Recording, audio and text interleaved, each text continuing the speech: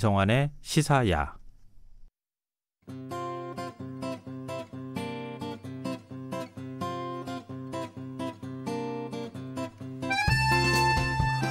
지금 미국 정가가 우크라이나 스캔들로 아주 떠들썩합니다.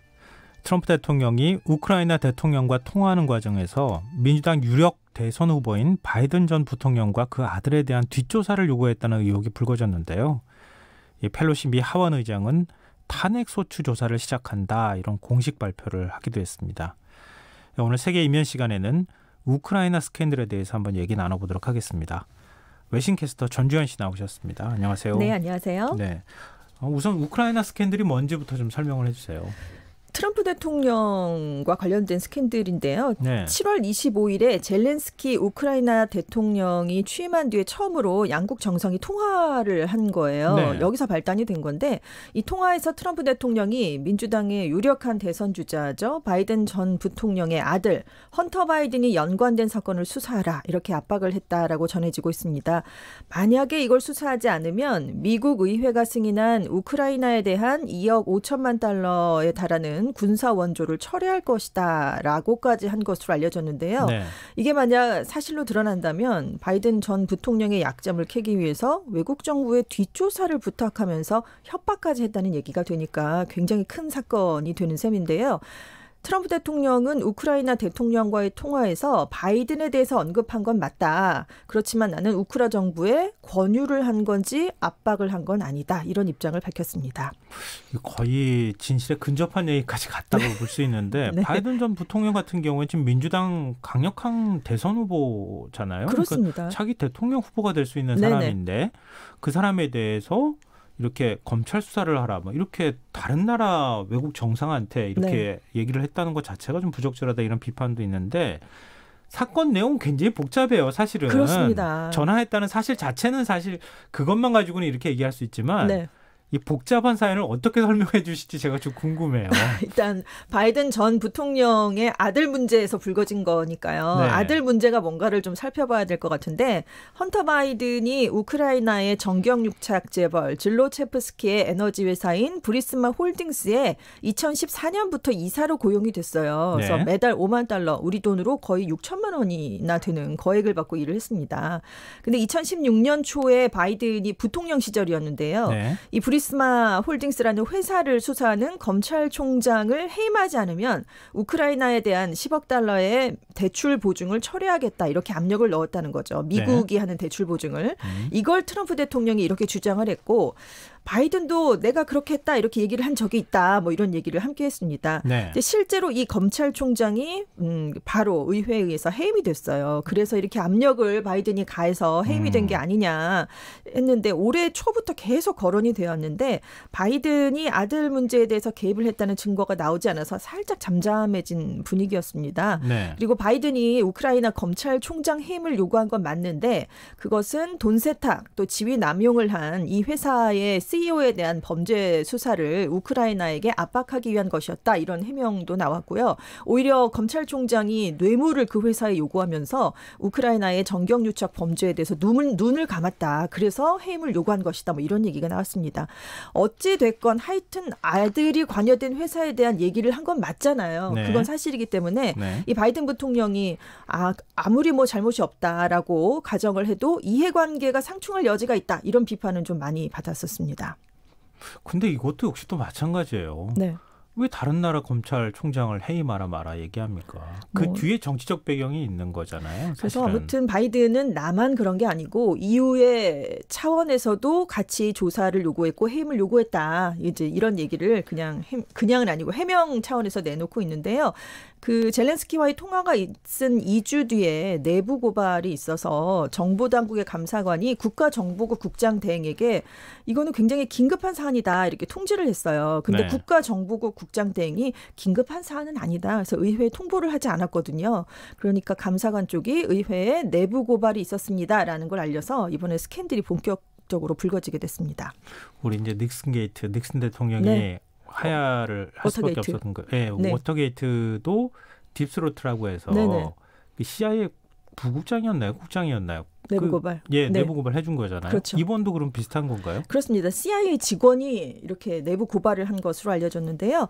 통화 당시에 백악관에 배속됐었던 CIA 직원으로 알려졌어요. 근데 직접 이 통화 내용을 들은 건 아니고요. 통화 내용을 직접 들었던 6명 이상의 백악관 관리들이 트럼프의 권력 남용, 외국 정부의 미국 선거 개입 사태를 우려해서 통화 내용을 알려온 것으로 알려졌습니다. 그래서 이 CIA 직원이 통화가 있은 지 일주일 뒤에 익명으로 이제 심각한 문제들이 존재한다고 CIA의 법률 고문에게 보고를 했거든요. 네. 이 CIA 법률팀이 이제 절차가 있으니까 이걸 또 백악관 법무부의 법률 고문팀과 공유를 했습니다. 근데 이 내부 고발을 한 CIA 직원이 어떤 걸 알게 됐냐면 백악관 법률팀이 자신이 고발한 내용을 은폐하려는 것을 알게 됐다고 그래요. 그래서 결국 감찰관실에 9쪽짜리 고발장을 보내서 의회에 보고할 만한 긴급 사안이라 법에 따라 보고한다. 이런 내용을 담았다고 합니다. 참 복잡하네요. 복잡합니다. 펠로시 의장, 그러니까 하원 의장의 경우에는 네. 탄핵 조사에 들어가는 거죠, 이게? 탄핵 조사를 개시하겠다. 이렇게 얘기를 했습니다.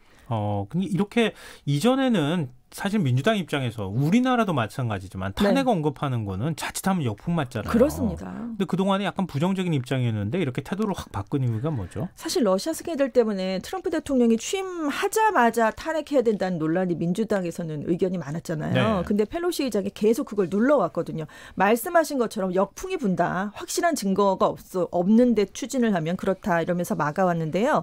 이번에는 굉장히 빠르게 탄핵을 추진하고 있거든요. 네. 그러니까 외국 정부의 힘을 빌려서 국내 정치 목적을 달성하려고 했다. 뭐 이게 지금 핵심인데 이게 미국 건국의 아버지들이 가장 금기로 여겼던 사항이라고 합니다. 그래서 헌법의 기본 정신을 무시한 것이다. 이렇게 판단을 했기 때문이고요. 민주당 내 대선 주자 1위가 바이든이잖아요. 네. 바이든 후보를 공격한 데 대해서 민주당 내 여론이 탄핵해야 된다 이쪽으로 급속하게 바뀌었다고 합니다.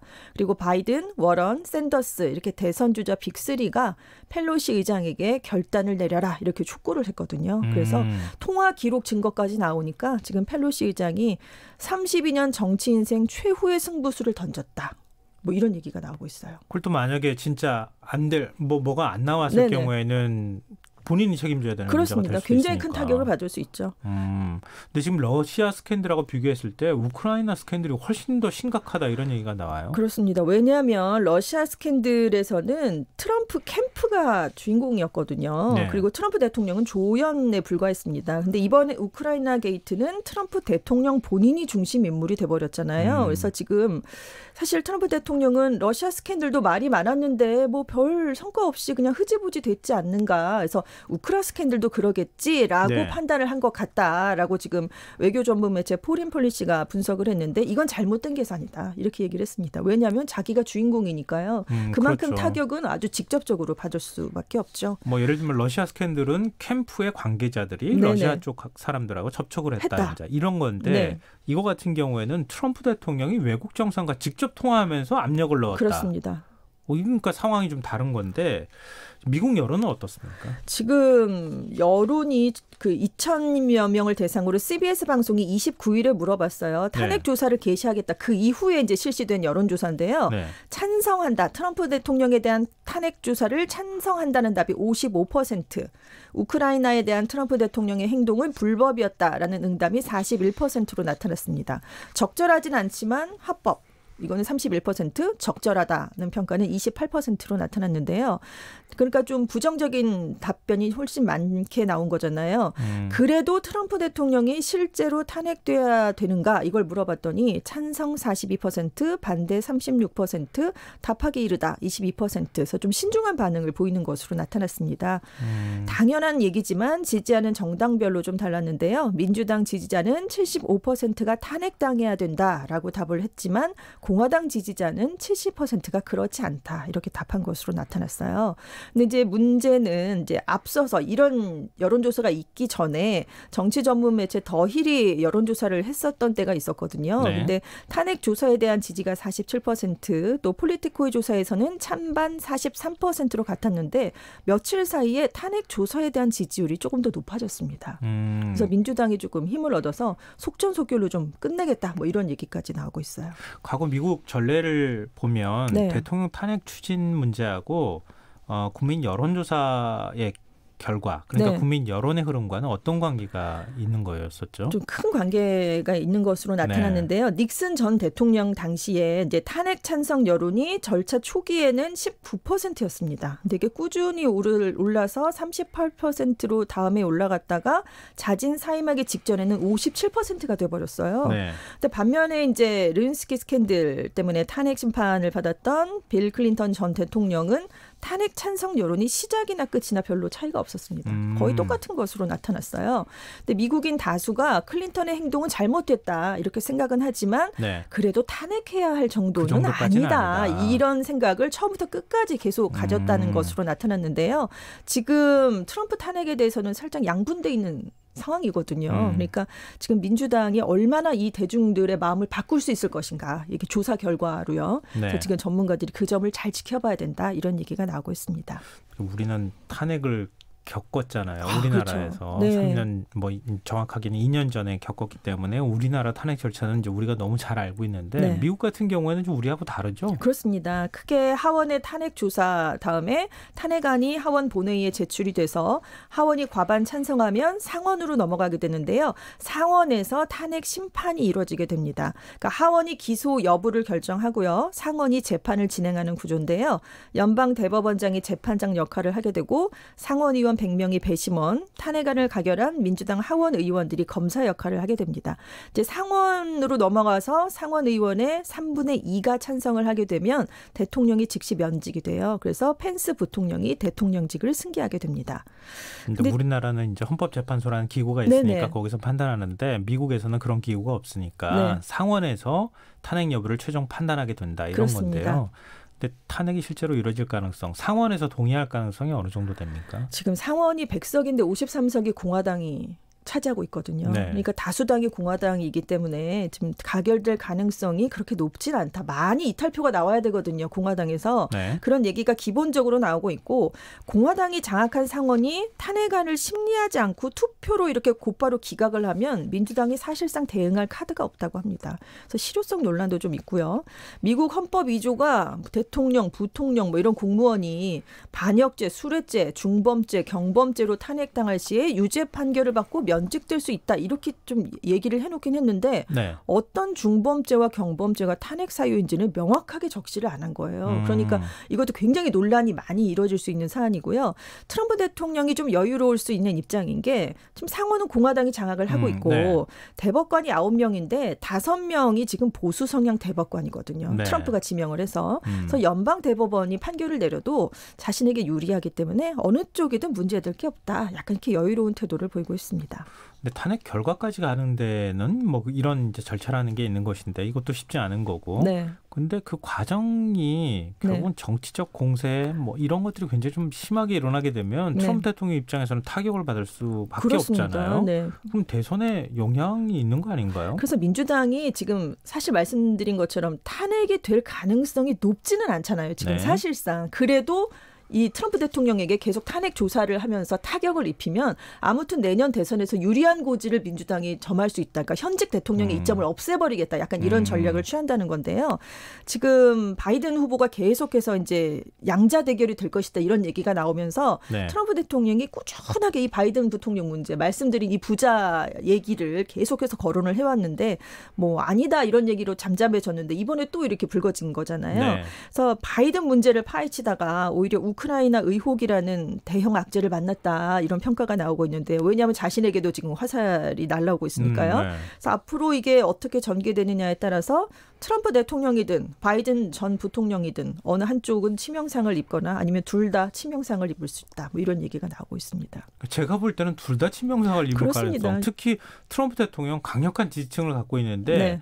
바이든 전 부통령은 지금 민주당 경선 후보로잖아요. 네네. 최종 후보로 결정되지도 않았는데 이렇게 버리면은 이거 좀 불안한데 다른 후보 찍으면 안 될까? 민주당 당원들이 그렇게 생각할 수도 있지 않을까요? 그렇습니다. 사실 도덕성에는 지금 약간 문제가 있다 이런 얘기가 예전부터 나오고 있는데요. 네. 민주당 내에서도 이 바이든 부통령 아들이 우크라이나 에너지 회사에 들어갔을 때도 이해 충돌 논란이 생길 수 있다면서 우려를 나타냈던 것으로 알려졌어요. 그리고 그 오바마 전 대통령도 아들 문제 때문에 대선에 나가지 않는 게 좋겠다 이렇게 말렸던 적이 있다고 그래요. 그래서 예전에도 힐러리 클린턴 후보를 오바마 대통령이 지지를 했었잖아요. 자기 네. 부통령이 바이든이었는데도 불구하고 네. 근데 이번에도 또 말렸다 이런 얘기가 나오고 있고 아무튼 바이든 전 부통령이 만약에 문제가 없더라도 이렇게 자꾸 아들에 대한 문제가 거론되는 것 자체가 도덕성 문제에서는 좀 자유로울 수 없기 때문에 바이든에게도 치명상이 될 것이다 이런 얘기가 나오고 있습니다. 그럼 민주당의 대선 경선 구도에도 영향을 미치겠는데요? 그렇습니다. 당장 지금 엘리자베스 워런 민주당 상원 의원이 가장 큰 수혜를 입게 된다. 어부지리를 얻게 된다. 이런 얘기가 나오고 있는데요. 네. 왜냐하면 바이든 전 부통령의 하락세가 안 그래도 좀 보이고 있는 상황이었거든요. 지금 24일에 발표된 여론조사 그러니까 이제 탄핵 조사를 개시하겠다라는 게 반영된 여론조사는 아닌데도요. 경선이 초기에 치러지는 아이오와주, 뉴햄프셔주에서 바이든 전 부통령을 제치고 워런 의원이 지지율 1위로 올라섰습니다. 네. 그래서 월스트리트저널이 여기에 이제 우크라이나 사건까지 터진 거니까 이건 워런을 위한 것이다 이렇게 논평을 내놓기까지 했는데요. 지금 최근 2주 동안 전국 단위에서 민주당 후보 여론조사 결과는 아직까지는 바이든 후보가 평균 29%로 1위를 달리고 있는데 최근에 하는 전국 단위 조사에서는 계속 워런이 1 내지 2%포인트 차로 앞서는 것으로 나타나고 있어요. 근데 이게 지금 중요한 게 한 달 전만 해도 워런 후보가 10%포인트가 뒤쳐져 있었거든요. 근데 탄핵 조사가 개시되기 직전에 거의 따라잡았는데 네. 이제 이후에는 점점 격차를 벌리게 되지 않겠는가 이런 얘기가 나오고 있습니다. 네, 심상치가 않긴 하네요. 네네. 근데 좀 흥미로운 부분이 아니 트럼프 대통령이 우크라이나 대통령하고 통화한 건 어떻게 하는 거예요? 그러니까요. 그 통화 내용까지 지금 얘기가 어떻게 나오는지 굉장히 궁금해요. 근데 사실 그래서 통화 내용을 녹음하나 네. 봤더니 아니, 녹음했다 하더라도 그걸 네, 누가 알겠어요? 그러니까요. 근데 이게 기록물로 남았나 이렇게 생각을 했는데 지난 수십 년 동안 미국 대통령들이 통화 내용을 녹음을 하지 않는답니다. 그래서 이번에 공개된 것도 녹취록이 아니라 통화 메모라고 지금 이름이 돼 있어요. 네. 기본적으로 대화 내용을 음성인식 프로그램이 기록한다고 합니다. 이게 녹취록의 기본 바탕이 되는데요. 이 통화는 사실 이제 양국 뭐 정상들 간의 통화는 이렇게 두 명만 그 양국 정상들만 듣는 게 아니거든요. 네, 그렇죠. 다른 방에서 뭐 지금 뭐 군이나 국가안보국 출신 전문가들도 함께 듣고 아니면 부통령이라든가 뭐 국무장관, 국방부 장관도 때에 따라서 같이 들을 수 있는 그런 내용이에요. 그래서 이제 국가안보국 출신 전문가들로 구성된 기록팀이 또 있습니다. 그래서 실시간으로 통화를 들으면서 각자 메모를 하는 거예요. 그래서 AI가 작성한 문서에 이 사람들이 각자 작성한 이 문서를 서로 비교해서 초안을 만들게 됩니다. 근데 이것들이 이제 고위 관료나 정무관들의 손을 거쳐서 몇 번 수정이 되면서 통화 메모로 남게 되는 거죠. 네. 근데 처음부터 녹음하지 않은 건 아니래요. 그러니까 프랭클린 녹음한 걸 제가 알고 있어요. 루스벨트 대통령이 처음으로 녹취를 하기 시작했다고 하는데요. 네. 근데 닉슨 대통령 때까지는 계속 이게 녹음이 됐는데 워터게이트 사건으로 사임을 하니까 그 다음부터 녹음하는 전통이 사라졌대요. 그래서 통화 메모만 남게 됐다고 합니다. 우리 드라마나 영화 보면은 이렇게 네. 스피커폰 같은 거 이렇게 그렇죠. 열어놓고 난 다음에 막 네네. 참모들이 듣잖아요. 맞아요. 그런 거랑 비슷한 거라는 실제로 얘기죠. 그런 일도 있다고 합니다. 그런 경우도 있다고 그래요. 근데 미국 역사에서 하원으로부터 탄핵 소추를 당한 대통령이 있었어요. 그렇습니다. 미국 역사가 지금 200여 년이 됐는데 하원에서 탄핵 소추안이 가결됐던 첫 번째 대통령이 17대 앤드루 존슨이었어요. 1868년 굉장히 오래 거슬러 올라가야 되는데 의회랑 사이가 좋지 않았습니다. 그래서 국방부 장관을 해임을 했었는데 이게 빌미가 돼서 공무원 재직에 관한 법률 위반 혐의로 탄핵 소추를 당했어요. 근데 네. 상원에서 탄핵 심판을 했더니 한 표 차이로 부결이 됐습니다. 그래서 탄핵은 되지 않았어요. 단 한 표 차이로. 두 번째가 이제 그 유명한 42대 빌 클린턴 대통령 경우인데요.